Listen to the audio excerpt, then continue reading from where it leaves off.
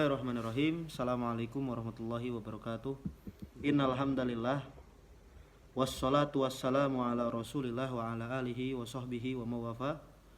Nashhadu an la ilaha illallah wa nashhadu anna Muhammadan abduhu wa rasuluh. La nabiyya wa la rasula ba'da amma ba'du. Puji syukur kehadirat Allah Subhanahu wa taala yang telah memberikan kita nikmat iman, nikmat Islam serta nikmat sehat wal afiat. Shalawat dan salam kepada selalu kita curahkan, kita sebutkan, kita gaungkan kepada Nabiuna wa Syafi'ina wa Maulana Muhammad sallallahu alaihi wasallam yang telah memberikan kita, yang telah meluluhlantahkan zaman jahiliyah menuju cahaya Islam, yang telah mengeluarkan manusia dari kegelapan menuju cahaya terang benderang. Baiklah, perkenalkan, nama saya Muhammad Rafiq Iksan. Saya akan menjalankan tugas untuk ujian komprehensif, yaitu tentang penjelasan munakahat, bab munakahat. Bab munakahat ialah tentang pernikahan.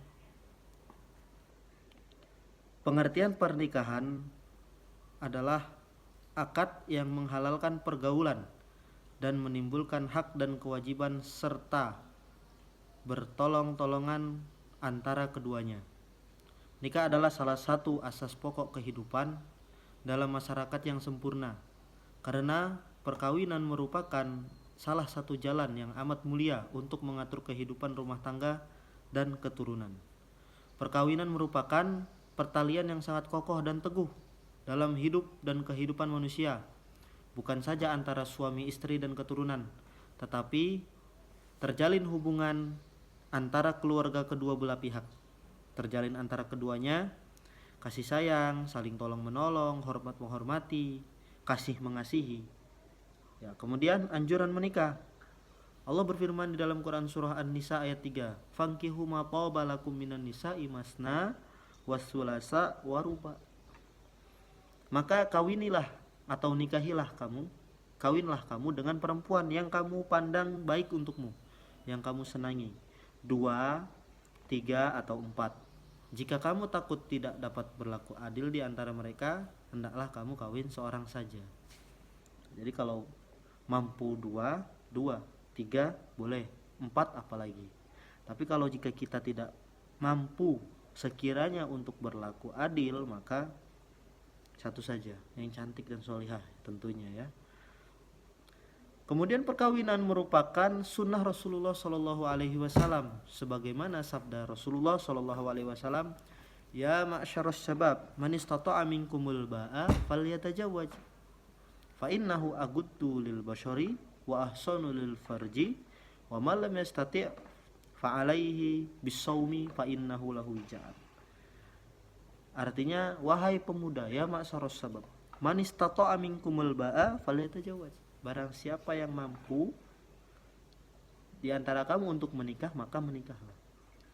Karena pernikahan itu lebih menundukkan bagi penglihatan atau pandangan dan lebih memelihara bagi kehormatan. Dan barang siapa yang tidak mampu kawin, hendaklah ia berpuasa. Karena sesungguhnya puasa itu dapat mengekang syahwat. Kemudian ada lagi hadis Nabi SAW, "An-nikahu sunnati, faman raghiba an sunnati falaysa minni." Nikah itu sunnahku.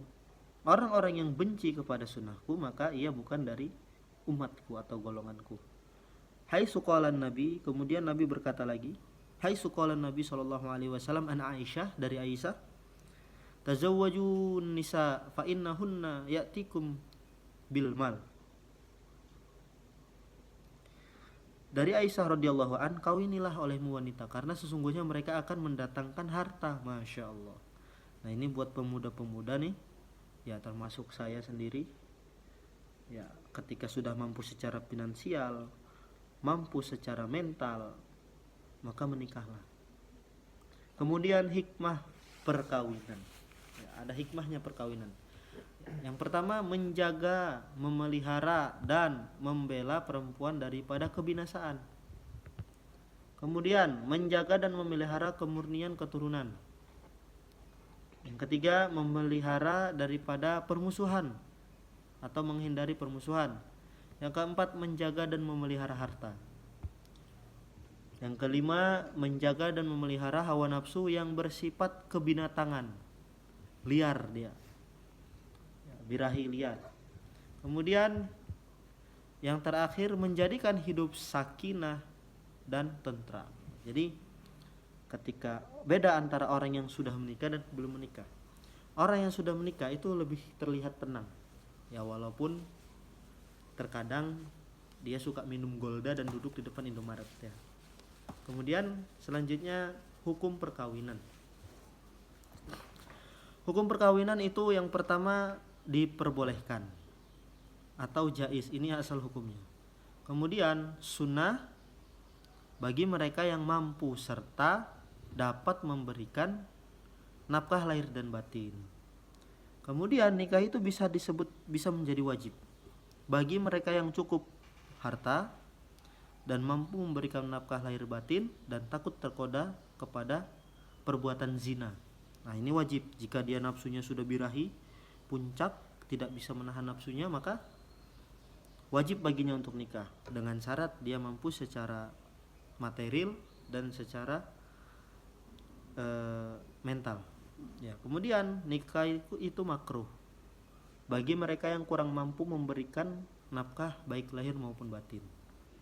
Kemudian yang terakhir, bisa jadi nikah itu haram bagi mereka yang bertujuan kawin untuk menyakiti perempuan yang dikawininya. Nah, ini haram, tidak boleh karena zolim.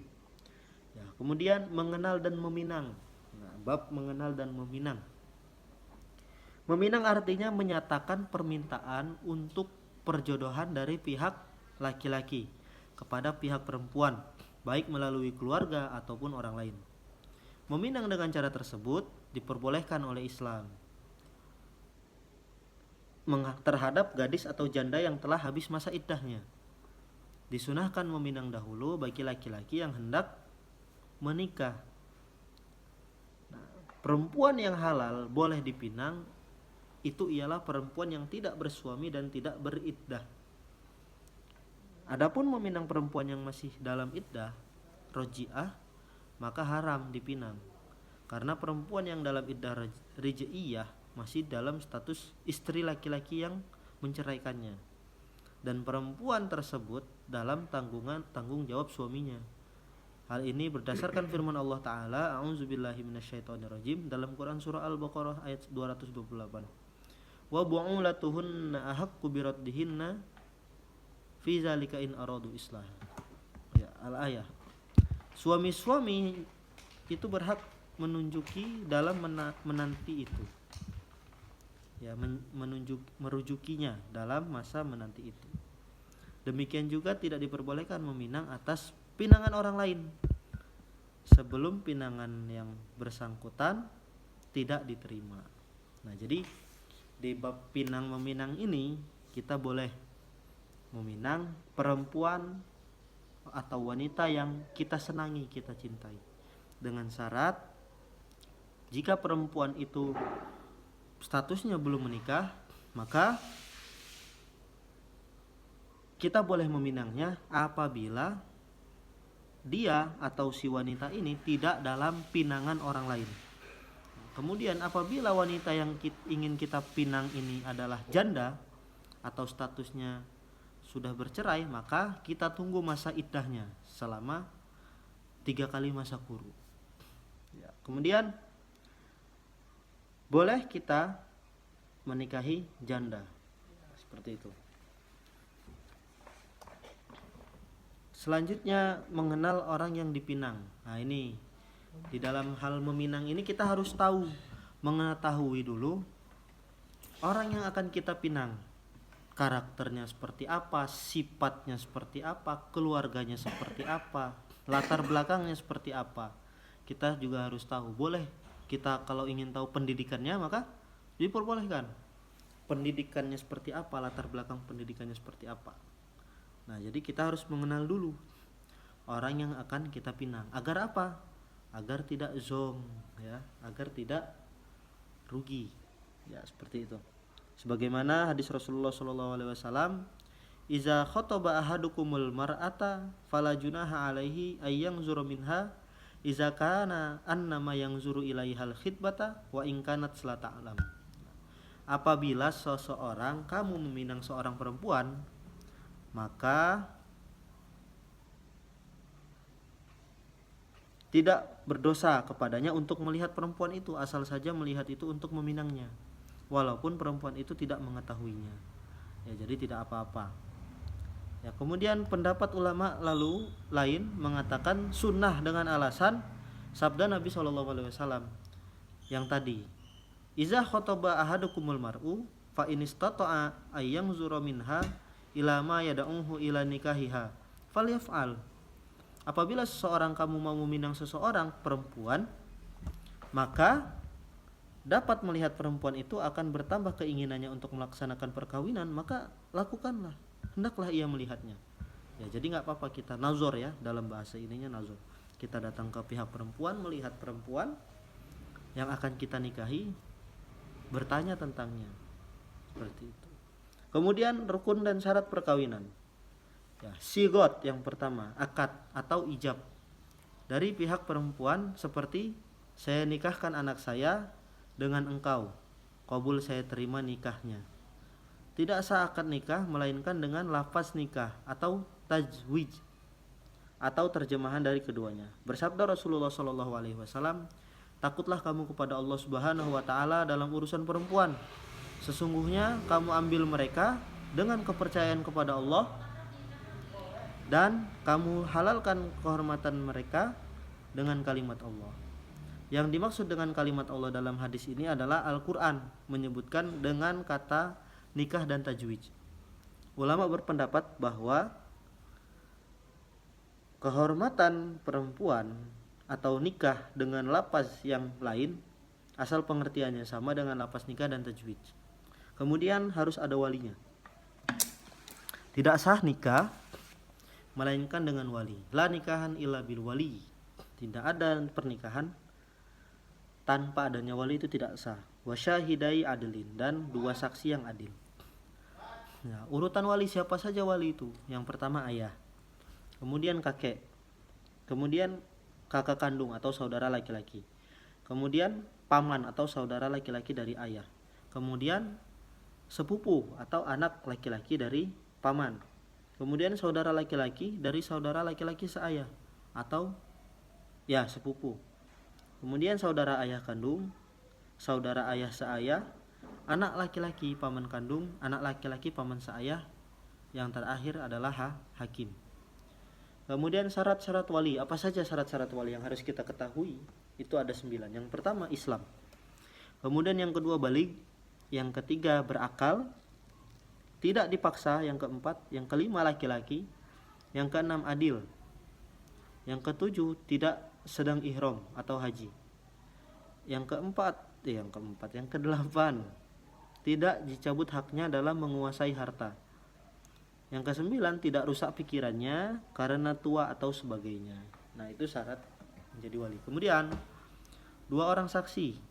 Syarat-syaratnya saksi, yang pertama Islam, yang kedua laki-laki, yang ketiga baligh, yang keempat berakal, yang kelima adil, yang keenam mendengar tidak tuli, melihat, kemudian yang kedelapan tidak dapat berkata-kata, yang kesembilan tidak pelupa, yang kesepuluh menjaga harga diri, yang kesebelas mengerti maksud ijab qabul, yang ke-12 tidak merangkap jadi wali. Jadi nggak boleh nih ketika dia sudah menjadi wali dan dia juga menjadi saksi, begitu. Kemudian calon suami, syaratnya apa aja? Nah, jadi syarat calon suami itu bukan ganteng, kaya, atau bager dan lainnya ya, tapi yang pertama itu Islam. Yang kedua, laki-lakinya jelas, kelaki-lakiannya jelas, dia boyman lah, nah seperti itu. Kemudian tidak dipaksa, ya, tidak beristri 4 orang, wah ini nggak boleh. Kemudian bukan mahram calon istri, ya. Yang keenam, tidak punya istri dengan haram dimadu dengan calon istri. Kemudian mengetahui calon istri tidak haram dinikahinya. Yang kedelapan, tidak sedang ihram atau haji. Mungkin itu saja penjelasan singkat tentang munakahat yang dapat saya sampaikan. Saya akhiri, terima kasih banyak. Wassalamualaikum warahmatullahi wabarakatuh.